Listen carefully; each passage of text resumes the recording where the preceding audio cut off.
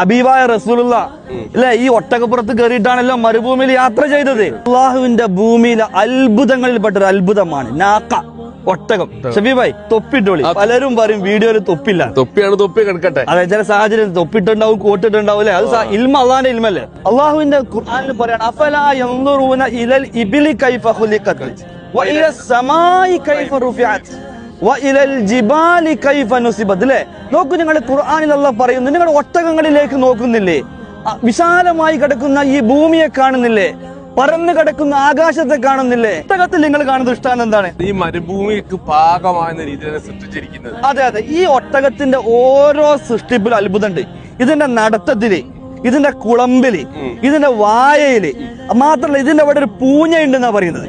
ദിവസങ്ങളോളം മരുഭൂമിയിൽ വെള്ളം കുടിച്ചില്ലെങ്കിലും യാത്ര ചെയ്യാൻ ഈ ഒട്ടകത്തിന് സാധിക്കും.